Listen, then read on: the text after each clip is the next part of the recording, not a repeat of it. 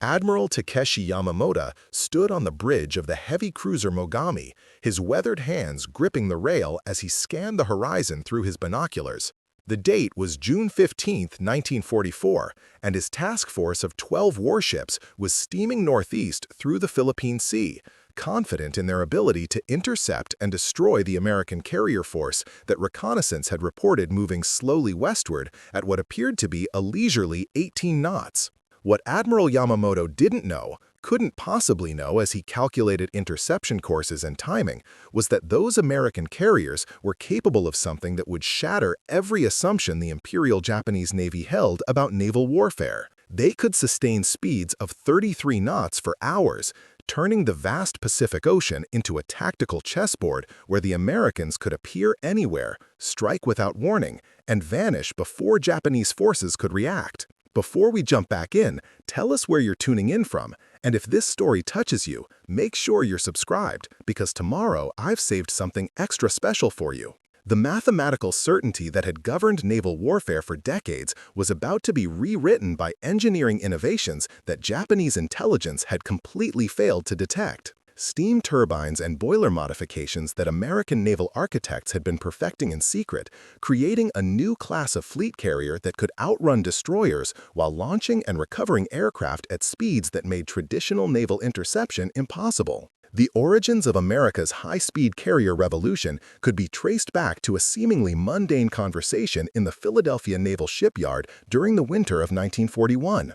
Chief Naval Architect Harrison Bradley was reviewing construction plans for the new Essex-class carriers when he encountered Commander Robert Steam Sullivan, a propulsion specialist who had spent the previous decades studying British and German naval engineering advances. Sullivan had become obsessed with a simple but revolutionary concept that traditional naval thinking had dismissed as impractical. If aircraft carriers could achieve destroyer-level speeds while maintaining the ability to launch and recover aircraft, they could fundamentally alter the strategic balance of naval warfare. The prevailing wisdom in 1941 held that aircraft carriers were inherently slow, cumbersome vessels that required extensive escort protection precisely because they couldn't outrun enemy surface forces.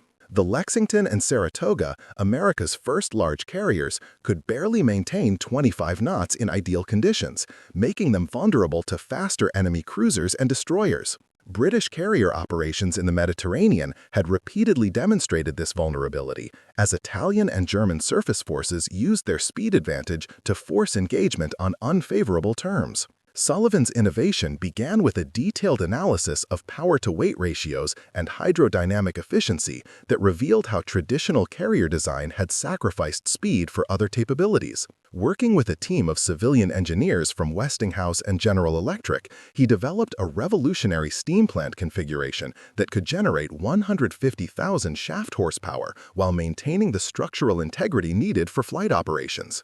The key breakthrough came from understanding that carrier operations didn't require the sustained high-speed performance of battleships or cruisers, but rather the ability to achieve maximum speed quickly and maintain it for critical periods during tactical maneuvering. The engineering challenges were immense. Traditional steam plants designed for high power output generated tremendous heat and vibration that could interfere with aircraft operations. Flight decks needed to remain stable enough for landing operations even at maximum speed, requiring innovations in hull design and shock absorption that pushed the boundaries of naval architecture. Sullivan's team developed a completely new approach to steam turbine placement and boiler configuration that distributed power more efficiently while reducing the mechanical stresses that had limited previous designs. Meanwhile, across the Pacific, Japanese naval planners were developing their own strategic concepts based on fundamentally different assumptions about carrier warfare. Admiral Isoroku Yamashita, commanding the Combined Fleet's Carrier Division, had studied American naval construction reports and concluded that the new Essex-class carriers represented an incremental improvement over existing designs rather than a revolutionary leap in capability. Japanese intelligence estimates placed the maximum sustained speed of American carriers at 28 knots, well within the interception capability of Japanese cruiser and destroyer forces. This intelligence failure would prove catastrophic, but it was understandable given the secrecy surrounding Sullivan's propulsion modifications. The new steam plants were being installed during final construction phases after the basic hull and superstructure were complete, making them invisible to the aerial reconnaissance and human intelligence sources that Japan relied upon for technical assessment. Even American naval personnel not directly involved in the project remained unaware of the true performance capabilities being built into the new carriers. The first Essex-class carrier to receive Sullivan's modified propulsion plant was the USS Intrepid, commissioned in August 1943. Initial sea trials conducted in the Atlantic revealed performance that exceeded even Sullivan's optimistic projections. The Intrepid achieved 34.2 knots during a sustained speed run, maintaining that velocity for over 6 hours while conducting simulated flight operations. More importantly, the carrier could accelerate from cruising speed to maximum velocity in under 12 minutes, a capability that transformed tactical possibilities for carrier task force commanders. Captain James Morrison, commanding the Intrepid during her shakedown cruise, immediately recognized the strategic implications of this performance. Traditional carrier tactics required extensive planning and coordination because of the time needed to position slow-moving carrier groups for effective strikes. With the ability to achieve destroyer-level speeds, American carriers could respond to developing tactical situations with unprecedented flexibility, appearing where enemy forces least expected them and retiring before effective countermeasures could be organized. Preparing and narrating this story took us a lot of time, so if you are enjoying it, subscribe to our channel. It means the psychological impact on American naval aviators was equally significant.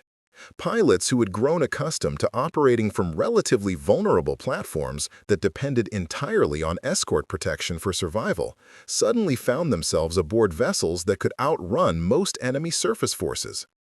This knowledge transformed pilot confidence and tactical thinking, encouraging more aggressive strike planning and reducing the conservative approach that had characterized early carrier operations. By early 1944, 3 more Essex-class carriers had received Sullivan's propulsion modifications, creating the nucleus of a fast carrier task force unlike anything the world had ever seen. Admiral William Bull Davidson, commanding Task Force 58, began developing new tactical doctrines that exploited the speed advantage these carriers provided. Traditional naval thinking held that carriers should remain at maximum distance from enemy forces, using their aircraft to engage while avoiding surface combat. Davidson's new approach emphasized rapid position changes and surprise attacks that used carrier speed to achieve tactical surprise. The secrecy surrounding these developments extended beyond mere operational security. Sullivan's engineering team had discovered that the high-speed capabilities of the new carriers created entirely new possibilities for naval warfare that existing tactical doctrine couldn't accommodate. Carriers moving at 33 knots could launch and recover aircraft while maintaining course changes that made enemy targeting solutions nearly impossible to calculate. The old assumption that carriers were sitting ducks during flight operations was being challenged by engineering reality. Japanese naval intelligence, meanwhile, continued to underestimate American carrier capabilities based on outdated performance data and flawed assumptions about the limitations of carrier design. Admiral Yamashita's planning staff calculated interception courses and timing based on the assumption that American carriers could sustain no more than 25 knots during tactical operations, a miscalculation that would prove disastrous when Japanese forces finally encountered Davidson's fast carriers in combat. The broader strategic implications of high-speed carrier operations were beginning to reshape American naval planning throughout the Pacific. The ability to concentrate carrier forces rapidly at critical points while maintaining the flexibility to withdraw before enemy surface forces could respond opened new possibilities for offensive operations that had been considered too risky with slower carriers. Admiral Chester Nimitz, commanding Pacific Fleet operations, recognized that Sullivan's engineering innovations had potentially changed the fundamental balance of naval warfare in the Pacific. The technical specifications of Sullivan's propulsion modifications remained classified at the highest levels, but their combat effectiveness would soon be demonstrated in the most decisive carrier engagement of the Pacific War. The stage was being set for a confrontation that would prove definitively whether engineering innovation could overcome tactical doctrine, whether American industrial capability could triumph over Japanese naval experience, and whether the ability to steam at 33 knots would revolutionize naval warfare as completely as Sullivan and his team believed it would. As Admiral Yamamoto's task force continued its approach toward what Japanese intelligence believed would be a conventional carrier engagement, the 12 American carriers of Task Force 58 were beginning a high-speed run that would bring them to the battle area hours ahead of Japanese calculations, setting the stage for a tactical surprise that would shatter traditional assumptions about naval warfare and demonstrate the revolutionary impact of engineering innovation on military strategy. At 6:20 hours on June 15, 1944, radar operator Petty Officer Second Class Kenneth Walsh aboard the destroyer USS Fletcher detected the first blips on his screen that would change everything. The contacts appeared as small green dots moving steadily northeast at what his equipment calculated at 18 knots, exactly matching Japanese intelligence estimates about American carrier task force speeds. Walsh dutifully reported the contact to his commanding officer, who immediately transmitted the sighting to Admiral Yamamoto's flagship. The Japanese task force adjusted course to intercept, confident they would engage the American carriers in approximately 4 hours based on current speeds and relative positions. What Petty Officer Walsh's radar couldn't detect, what no Japanese equipment was capable of measuring at that range, was that the American carriers had already begun their acceleration to maximum speed. Deep in the engine rooms of the USS Intrepid, Chief Machinist's mate Robert Chen was monitoring steam pressure gauges as Sullivan's revolutionary propulsion system came online. The massive turbines that had been operating at quarter power for cruising were now receiving full steam pressure, their distinctive whine building to a crescendo that veteran sailors had never heard from a carrier before. Captain Morrison, commanding the Intrepid from her bridge, felt the deck vibration change as his ship transformed from a lumbering giant into something resembling a racing yacht. The speed indicator climbed steadily past 25 knots, past 28 knots, past 30 knots, finally stabilizing at 33.4 knots, as the carrier's revolutionary steam plant delivered every ounce of power Sullivan's engineers had designed into her. Around him, 11 other Essex-class carriers were achieving similar speeds, creating a formation that could outrun destroyers while maintaining perfect station for coordinated air operations. Admiral Davidson, commanding Task Force 58 from the bridge of the USS Lexington, watched his tactical display with growing satisfaction as his high-speed carriers executed a maneuver that Japanese naval doctrine considered impossible. Traditional carrier tactics required hours of careful positioning because slow-moving carriers couldn't respond quickly to developing situations. Davidson's fast carriers were rewriting those limitations in real time, covering distances in minutes that conventional carriers would need hours to traverse. The psychological impact on American personnel was immediate and profound. Aviation machinists made first class Tommy Rodriguez, working on the Intrepid's flight deck, had never experienced carrier operations at such speed. The wind across the deck was so intense that tie-down procedures had to be modified, but the ship's stability at high speed was remarkable. Sullivan's engineering team had solved the vibration and structural stress problems that had plagued previous high-speed designs, creating carriers that remained steady platforms for aircraft operations even at maximum velocity. Meanwhile, Admiral Yamamoto's calculation of intercept courses was becoming increasingly inaccurate with each passing minute. His intelligence staff continued to plot American carrier positions based on the assumption that they were maintaining 18-knot cruising speed, unaware that the enemy force was actually racing toward them at nearly double that velocity. The mathematical error was compounding rapidly, creating a tactical situation that would catch Japanese forces completely unprepared for engagement. Lieutenant Commander Hiroshi Tanaka, commanding the destroyer Yukikaze in Yamamoto's screening force, noticed discrepancies in the radar tracking data that his superiors dismissed as equipment malfunction. The American contacts appeared to be moving faster than carrier doctrine suggested was possible, but Japanese naval intelligence had consistently reported that American carriers were limited to 25-knot maximum speeds.